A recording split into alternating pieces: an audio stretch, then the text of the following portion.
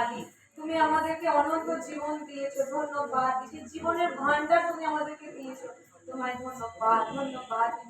তুমি মহান, তুমি প্রেমের ঈশ্বর, তুমি শান্তির রাজ, তোমায় ধন্যবাদ, তোমায় ধন্যবাদ, ধন্যবাদ, ধন্যবাদ। Hallelujah, hallelujah. সকলে বসুন। উৎসব, ঈশ্বরের সন্তানেরা সবসময় উৎসব থাকে, তাই তো? কারণ ঈশ্বর আমাদের অলৌকিক কার্যের মালিক, আমাদের জীবন্তময় ঈশ্বর, সকলেরই কোনো না কোনো প্রার্থনায় উনি সাড়া দেন, তাই তো? তাই তার অলৌকিক কাজের মাধ্যমে আমাদের জীবনে প্রচুর সাক্ষ্য আছে। সেই রকমই সাক্ষ্য কিছু